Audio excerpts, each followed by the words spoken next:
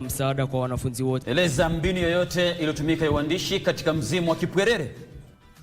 Kisengere nyuma imetumika. Zesu huo Salina kumweleza kuwa shetani pia huvuta bangi na kunywa pombe. Kwa hivyo msimulizi aliweza kupata kumbukumbu hizo.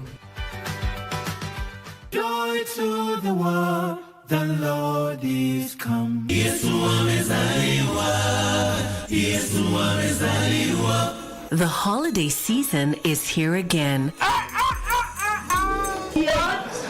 It's family time. Tunaanguka nayo. Oh yes, it's a season to be jolly. And so, grab a seat, relax as your favorite Christmas hosts line up to indulge you this year. It's about to go down. There's a lot of food and drinks to go around. It's delicious. Great music for the soul. It's unbeatable. It's joyous. It's Christmas on KBC Channel 1.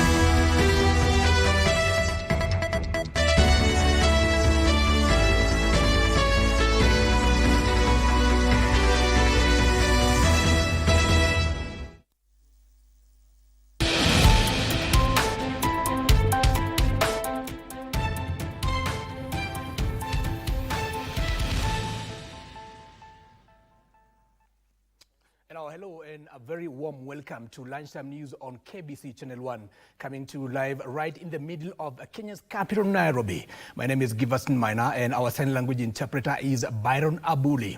And so start interacting with us on our social media platforms at KBC Channel 1, and of course mine is at Giverson Maina. And I take you straight to news where road safety authorities and medical experts are urging Kenyans traveling for the festive season to exercise caution as traffic increases and concerns grow over rising road fatalities. National Transport and Safety Authority (NTSA) says it has heightened enforcement on major roads to reduce accidents. Kiambu Regional Head Pavlin Mutuma noted that a stricter adherence to traffic laws is critical, with the county having recorded about 300 road deaths this year. Ken Habod Chairperson Winfred Ngumi has warned against speeding, overlapping and drunk driving, as medical experts caution that reckless driving significantly raises the risk of fatal injuries. Already put in measures even before the festive season. We had two major multi-agency road shows that we were able to map out the risk areas. We were also able to see what can be done. We were in conjunction with Kenha, Kera, Kura, Red Cross and Namata. We were also able to sensitize quite a number of pedestrians and border riders and cyclists and other motorists on that area. My request is to ask Kenyans, please, tuwe watulivu, let's use the roads for the purpose they're intended.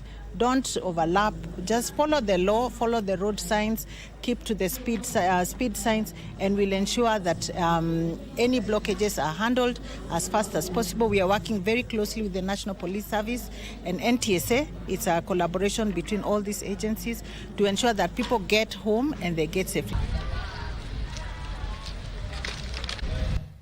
The Intergovernmental Authority on Development, IGAD, is finalizing the Regional Agri-Food Systems Investment Plan, RASIP 2026 to 2035. The plan, which is currently on the validation stage, will succeed the Regional Agricultural Investment Plan, RIPE 2016 to 2020. Once complete, the new plan will serve as the regional framework to guide policies, investments, and partnerships that strengthen the resilience, inclusiveness, and sustainability of the agri-food systems across IGAD member states. The review comes at a time when the Horn of Africa continues to face shocks such as droughts, floods, desert locust infestations, and market disruptions, among others. These shocks have eroded livelihoods, reduced food security, and constrained progress toward poverty reduction, hence the need for a new approach to boost resilience among IGAD member states. This dividend, and that is also one is a critical one to assure that the implementation of this receive and also contribute directly to the sustainable peace in the region, where our region faces a lot of challenges: conflict, drought, desert invasion, locust, and also issue of food security. The challenge was noted that agriculture cannot stand alone, so there was need to build the economy beyond agriculture, because agriculture depends on infrastructure. For example, agriculture depends on energy, the energy sector, industrialization, the finance sector is critical. If there are no funding, then we cannot carry out agriculture. So because of this, we realized that focus alone on agriculture was quite limited, and therefore the need for us to broaden it so that we look at the entire system. So it's called a systems approach. A food systems approach means we are looking at the entire value chain, from production to processing, to manufacturing, to transportation, if there is need for packaging, value addition. The Kenya Union of Nutritionists and Dentitians is the largest group to oppose the latest US-Kenya health ties. The Union Secretary General Odera Ouma says the deal needs more consultation and better planning to ensure the protection of private medical data.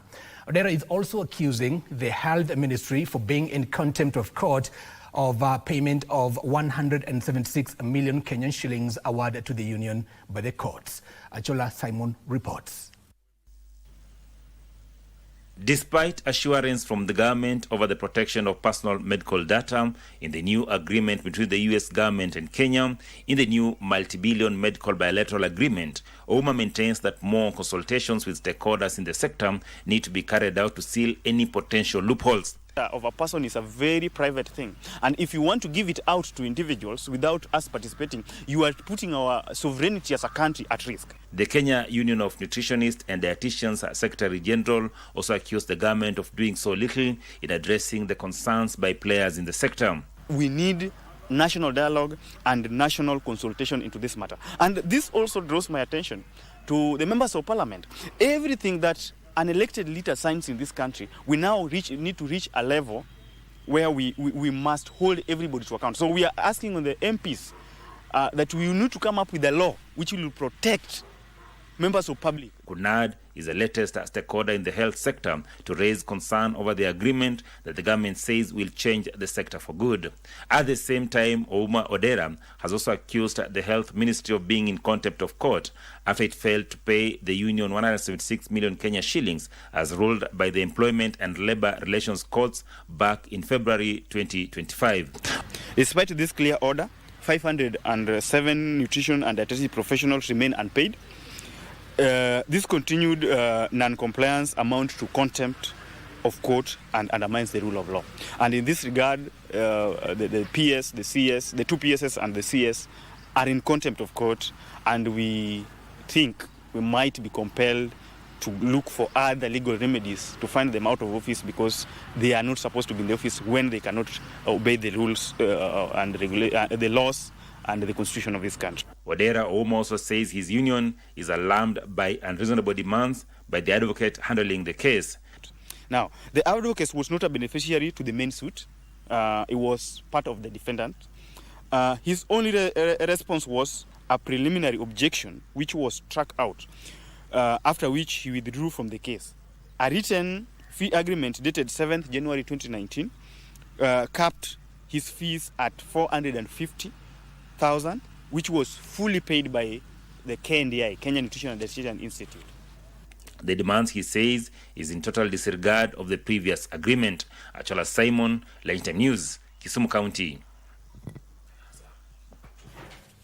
And away from that, a family in Bibirioni area of Kiambu County is appealing for financial aid amounting to 4.5 million shillings to cater for a kidney transplant for their kin. The 21-year-old Jonathan Kimani Waroja was diagnosed with lupus nephritis in 2024, a condition that later deteriorated, leading to kidney failure in December last year. The condition left him in constant struggle as he depends on dialysis twice every week to survive. The doctors have recommended the urgent yet a critical process as the sole permanent solution to his condition. John Kahiro with the details.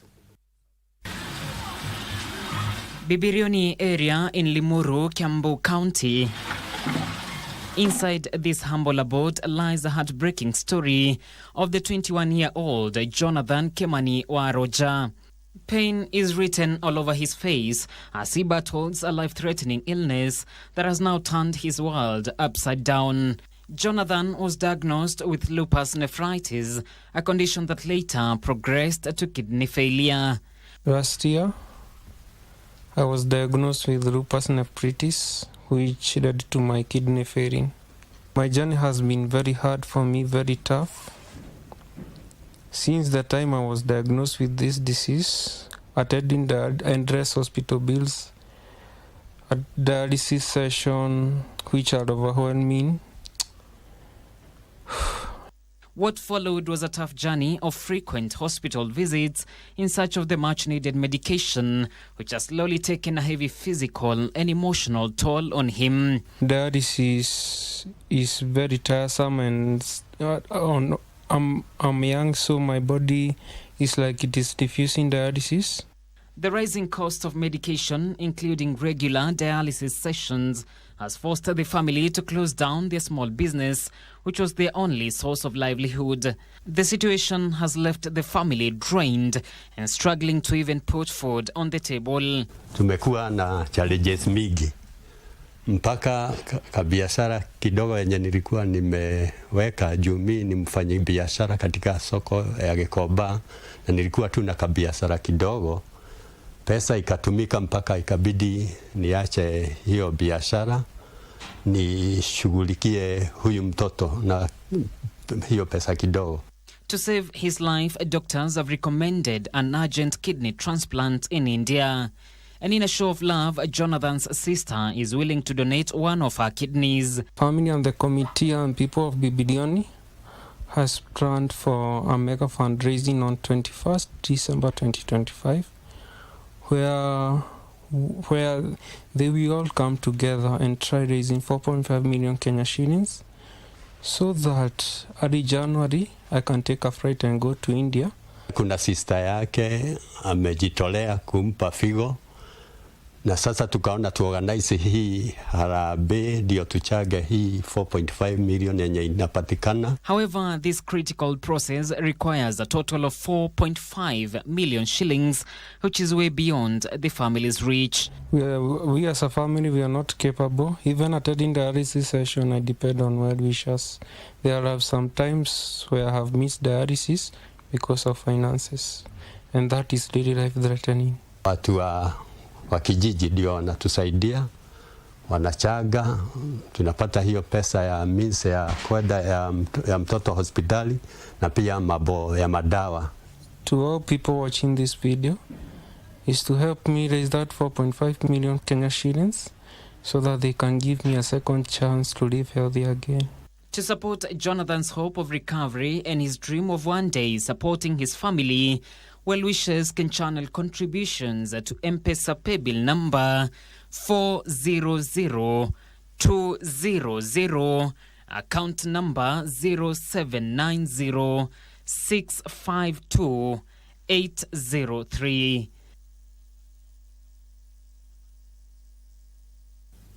A quick recovery to Jonathan Kimani. Now that story from Kiambu takes us to a short commercial break. Don't go too far. Still so much more coming your way.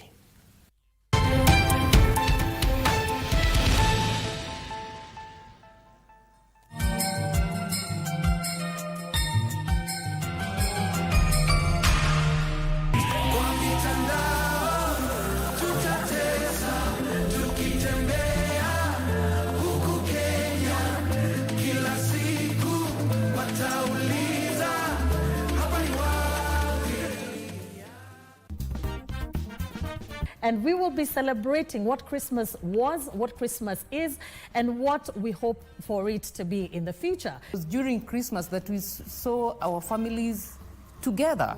There wasn't that much money in the house, so a lot of the Christmas tree decorations we'd make ourselves. Yes.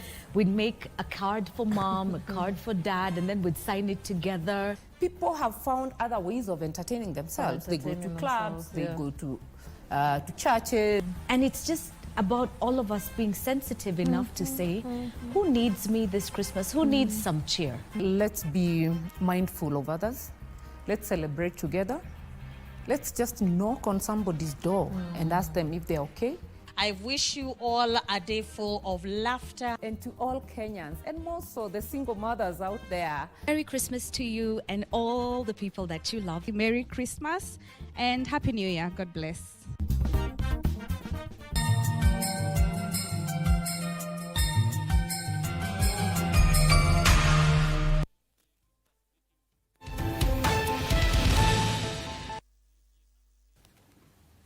Hello, welcome back. You're watching KBC Channel 1 Lunchtime News. Now, delegates of the Kenya Social Congress Party from Nyamira and Kisii counties have declared their support for former Interior Cabinet Secretary Fred Matiang'i in his bid for the presidency in 2027. Speaking during a party meeting, KSC chairperson Atati Kengere said the delegates had resolved to rally behind Matiang'i, describing him as a son of the soil, capable of offering alternative leadership at the national level. Kengere noted that the party would mobilize support across the two counties to back Matiang'i's presidential ambitions.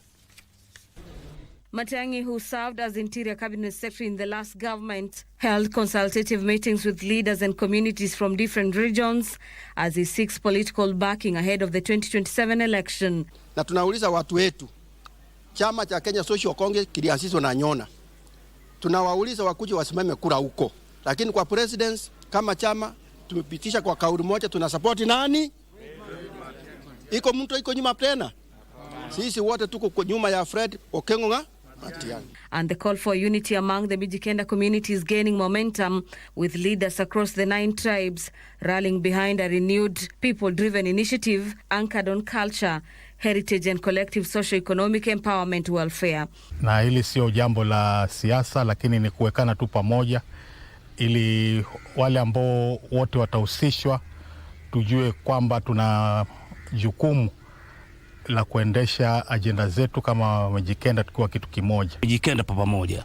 Na kitu ambacho tunataka tushirikiane ni kwamba sisi wa Mijikenda, kulingana na vile mzee alikuwa akishikanisha hili boma na vile alivyokuwa akishikanisha watu wote wa hapa pwani, tunataka tuliendeleze hilo jambo liwe kama si la siasa. Hili ni jambo la Mijikenda wote washikane wainue hii pwani.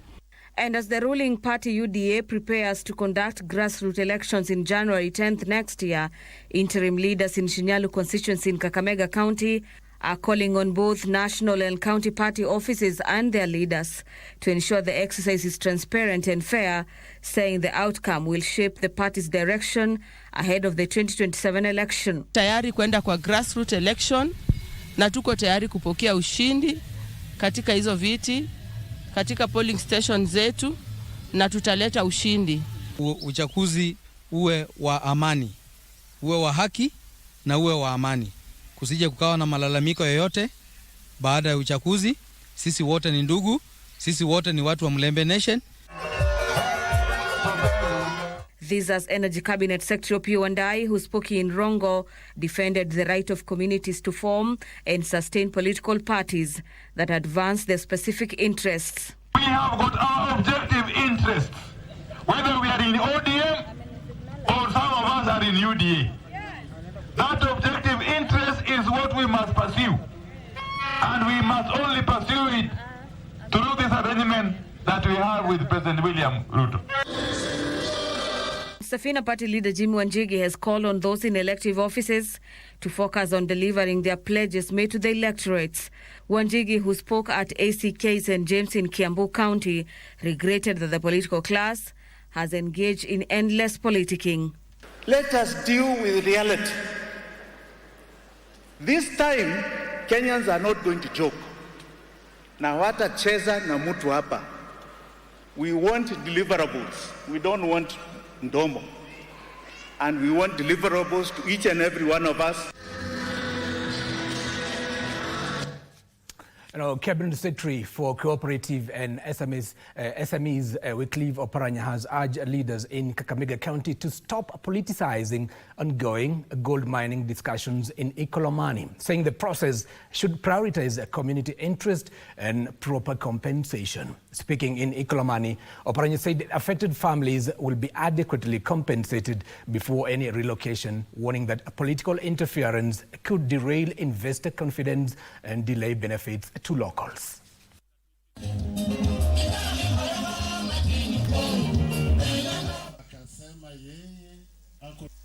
Hii mambo ambayo nyinyi mnafanya hiyo ni siasa. Kwa sababu wacha nimwambie, hakuna serikali yoyote ambayo inaweza kuja kwako ichukue shamba yako bila compensation. Hakuna. Itakuwa serikali aina gani? Na unajua serikali yote katika Kenya ni serikali ya kisiasa ambayo inakuliwa na watu. Kwa sababu ikiwa siasa, serikali ambayo imechakuliwa na watu, paka iangalie maslahi ya watu wake.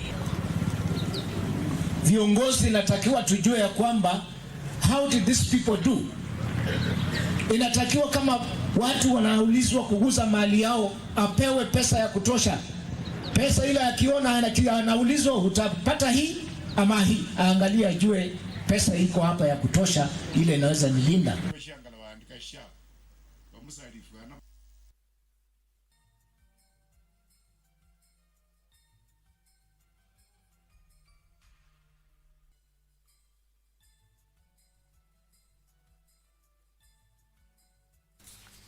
Now, a section of the Ma community elders have called on the community to embrace a formal education as a key pillar for sustainable development. The elders noted that high levels of illiteracy in Kajiado County continue to marginalize the pastoralist community, limiting their participation in national leadership and equitable access to public resources. Speaking during the graduation ceremony at the Kingdom Life University, several Ma elders were awarded honorary degrees in recognition of their selfless service to humanity and contribution to community development. During the ceremony, the late John Keane was posthumously conferred with an honorary doctorate for the lasting legacy he left as a distinguished statesman, freedom fighter, and defender of the Ma community. The elders further urged political leaders to prioritize education, saying informed leadership is essential for holistic development and effective representation of the people. Tunahitaji kwamba masomo iwe msingi bora na iwe kielelezo mzuri, sababu tunaona kama mzee wetu John Keane amekumbukwa na university hii kwa sababu ya masomo, sio kwa sababu ya jambo lingine. Ni kwa sababu amekuwa kielelezo kama Masai, amekuwa kielelezo kwa masomo, na watu wakisoma corruption inaisha katika nchi, na watu wakisoma maendeleo itasidi katika nchi. Tunawahisi muangalie mfano kwamba unaweza fanya kazi yako na mwishowe watu wenyewe, raia wenyewe, watu ambao wako nchini waone ile kazi mzuri unayo na wakukumbuke na wakufaidishe. Kwa jamii ya Ma tumeona kwamba wazee wamepata madigrii, vijana wamepata madigrii. Hapa tumekuja Kingdom Life, tumeona leo mzee akapata master's degree.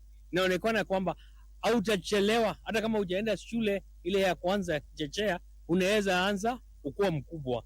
Na masomo siku hizi ndio simba ambayo kila mtu anatakiwa nikiwa nasimamia Ma Museum of Heritage, inakuwa not just a repository of artifacts, but it's a center of development, it's a center of policy, it's a center of research, na ni mahali ambapo tunazungumza, tunashika serikali mkono, tukiwaambia utafiti huu inatupeleka hapa.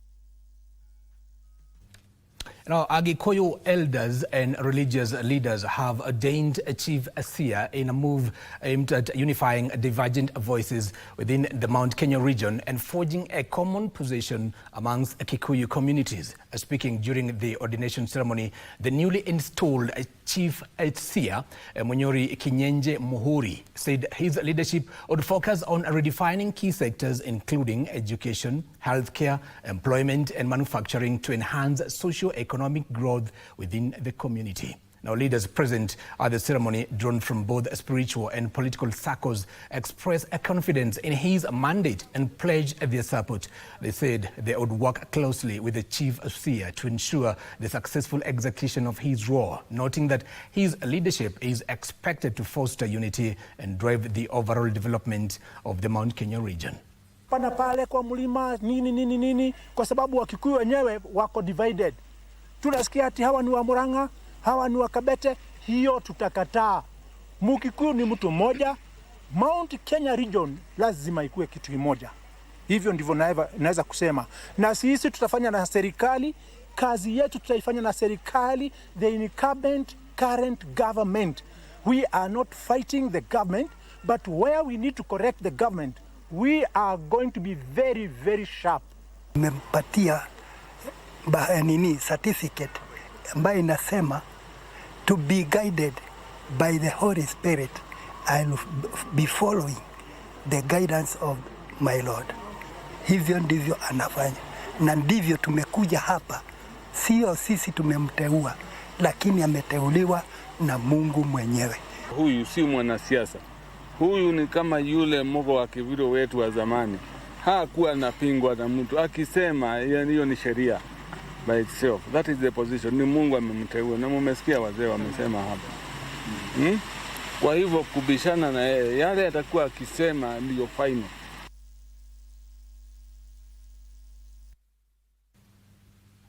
And our South Sea Rangers were crowned champions of the Abbas Khalif Super Cup after beating State City 1-0 in the final played at the Ulinzi Sports Complex in Nairobi. South Sea Rangers drove away in a 33-seater matatu, the ultimate prize for the champions of the month-long tournament. From 40 teams down to 2 and finally to 1, South Sea Rangers. Ali Maleche scored the only goal of the final for South Sea Rangers to hand them the inaugural Abbas Khalif Super Cup against a determined and resolute State City in the final. Maleche scored the goal in the 58th minute of the final as South Sea Rangers held on to that lead to win the ultimate prize, a 33-seater matatu for winning the title. The losers, State City, did not walk away from the pitch. They also drove away in a 14-seater vehicle, the same reward and by Kuwinda, who thrashed Akiba 3-0 in the third place playoff. Na hii talent kutoa vijana chini kuja juu ndio wacheza Gor Mahia, waende wacheze AFC, waende wacheze games za nje, ndio hii ndio tunafurahia. Kwa hivyo huyu kiongozi amejituma na mpongeza. Na tuweze kupatia kama tumu-encourage kuenda kusonga mbele. Kama mtu ana desire ya kufanya kitu kule mbele, asapotiwe. South Sea Rangers goalkeeper Kevin Masongo was named shot stopper of the tournament with an impressive 5 clean sheets. Ali Maleche capped his standout performances by being crowned the most valuable player, while John Wambua of Kuwinda 1 walked away with the Golden Boot Award after finding the net 7 times. Now we have something that will be taking us to those matches. You know, there are some times maybe the office is not capable of honoring some matches from away. But now since we have Abbas, I think everything is now halfway sorted. We're really disappointed. The results were not as we expected, but we'll take the loss with humility and take it as a motivation for the next tournament. The first edition of the Abbas Khalif Super Cup delivered on its promise of competitive football, emerging talent and tangible rewards, and drove itself firmly into the local football calendar. And now, Peter Kaburu is a champion of the Faith of Kenya Charity Golf Tournament that was held at the Kiambu Golf Club. Charity Njoroge won the women's title, while Mother Njeri and Jamil Gashero won the junior titles. Peter Kaburu garnered 68 net to win the Face of Kenya charity golf tournament at Kiambu Golf Club, beating Martin Nyaga and John Njoroge, who was second and third respectively. For us, we focus more on education because somebody like me, I only succeeded in life because I was educated. So we would like to make sure that those vulnerable children who are not getting their food, so they will not turn up to school. So Face of Kenya put a feeding project. Already right now we are feeding Kiambu. What if we have more support and everybody in their county be a Face of Kenya ambassador for those children without lunch? Charity Njoroge was the best lady in the tournament, while Jamil Gasheru and Martha Njeri were the best junior boy and girl respectively.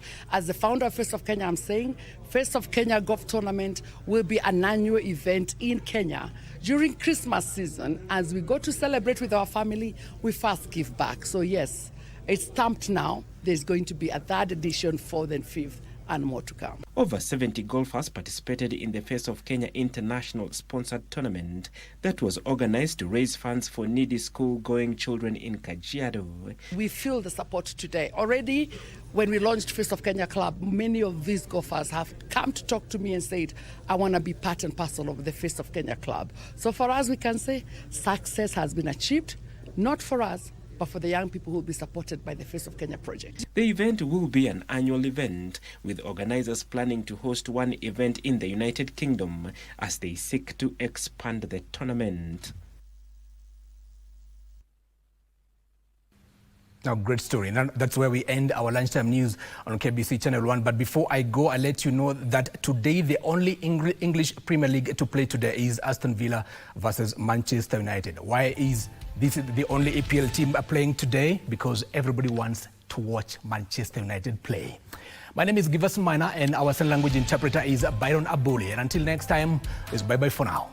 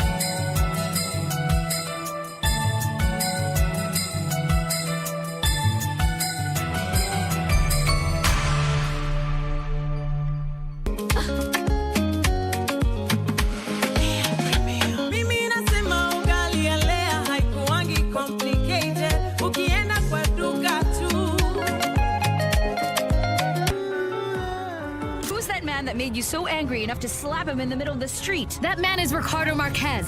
He stood up your Aunt Magdalena in church on her wedding day 20 years ago. If that woman was that idiot's girlfriend for heaven knows how long, I have a feeling she must have some information that will help us get rid of him. What do you think?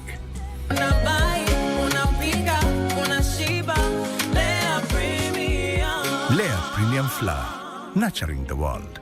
Available in a store near you. Jingle bells, jingle bells, jingle all the way. Hello and Merry Christmas. And it's the What Jesus family here. Thank you for having us finally. My name is Kabi wa Jesus. I'm Millie wa Jesus. The first time I met Kabi was when I was in Form 2. Udem venye aliniona alinitaka. She threatened me, like she told me she's gone on a date, nini. Let's say mimi niko na gari yangu mzee. I think hiyo ndio saa ilimhit, but the udem anaweza niponyoka anytime. We are dating. Yes. In Jesus name. Amen. And hey, mom, ni aje nataka kuwa msichana wako saa hii. Akilove na kulove. Akilove.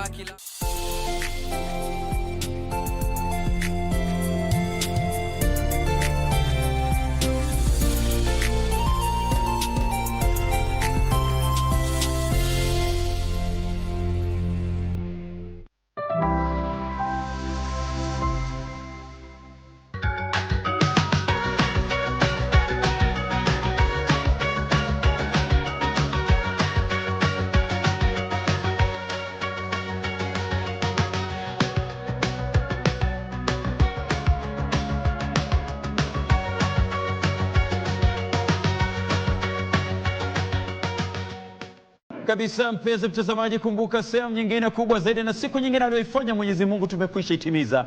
Kumbuka tumeingia katika shule ya MEC na hii ni sanaa ya Kiswahili. Hapo basi ulipokumbuka lazima uzidishe sauti usikilize. Je, siri ni gani? Na ukaribisha ukae kitako usikilize Mungu ametuandalia nini na hivyo basi wanafunzi wanatimiza nini katika sanaa ya Kiswahili. Asante zaidi kwa wote ambao wanatufuatilia kwenye mitandao. Nasema sasa hivi ni kuingia tusikilize vipaji mbalimbali vimeandaliwa vipi. Kwanza kabisa kukaribisha basi kwenye kipindi si mwingine, jina langu ni Mathias Momanyi, mtu kwao. Baada ya kuingia kwenye kipindi kama ada na desturi lazima tusikilize sauti ya majaji. Kumbuka sehemu hii tumeingia MEC katika sehemu ya pili. Je, wanafanya kazi gani? Majaji wetu wataini ni wawili. Tuanze na binti leo, siku aliyozaliwa basi kaiona siku yenyewe, siku ya Ijumaa. Tuanze na Mary. Hamjambo wapenzi watazamaji wa kipindi hiki. Kwa majina yangu ni Mary Sharon Kamau na mimi ni mwalimu wa Kiswahili na jiografia katika shule ya Moi Educational Center. Asante. Barabara kabisa. Baada ya kusikiliza hilo basi, mpenzi mtazamaji, tunaenda kwake mzee wa kazi Henry Indindi ambaye ni mhadhiri wa chuo kikuu cha Karatina. Pia tusikilize sauti kutoka kwake. Kumbuka raha ya Kiswahili ni kusemezana. Ujambo mpenzi mtazamaji, MEC oye. Meka. Sawa, tunashukuru sana. Mimi naitwa Indindi Henry, ni mhadhiri wa Kiswahili na mawasiliano na ninafurahi kuwa kwenye kipindi cha sanaa siku ya leo. Kabla hatujapiga hatua mpenzi mtazamaji, kumbuka tunaanza rasmi kipindi cha sanaa ya Kiswahili kwa wimbo wa taifa na wimbo Afrika Mashariki.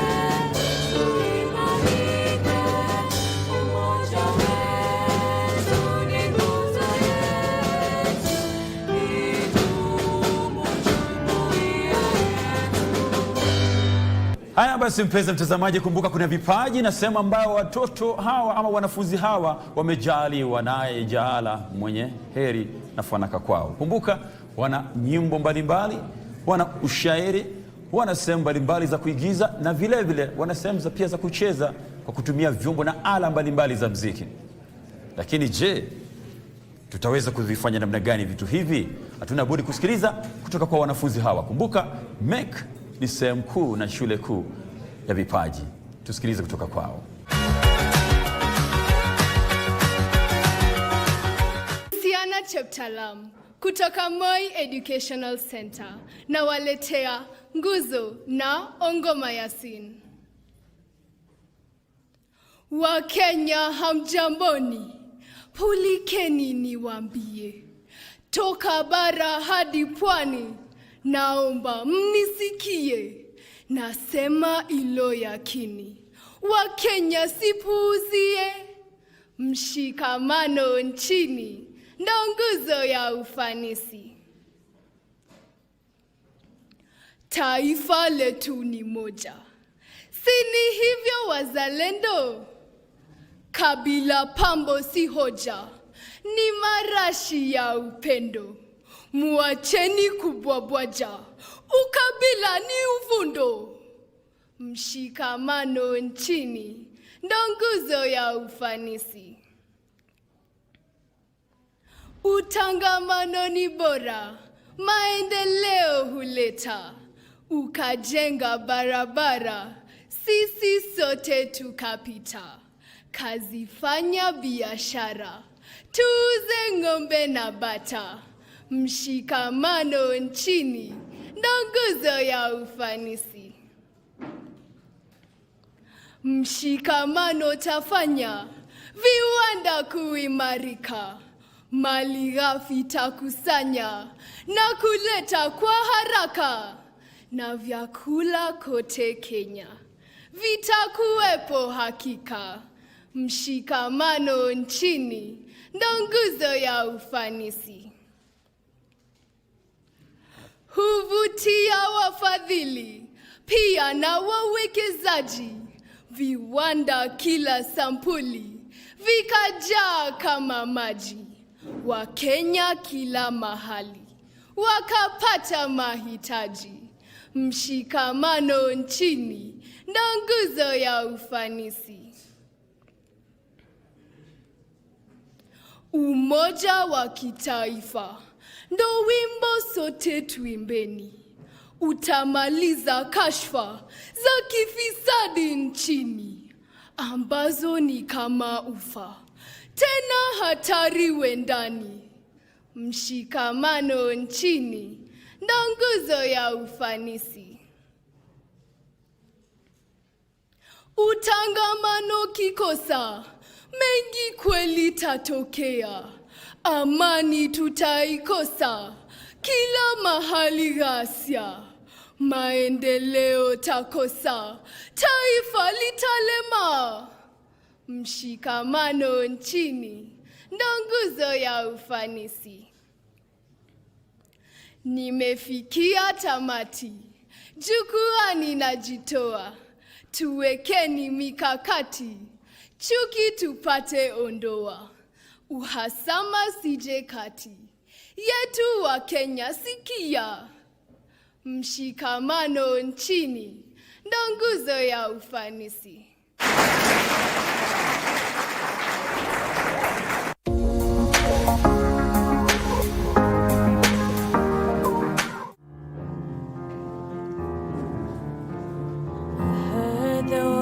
A secret chord that David played and it pleased the Lord. You don't really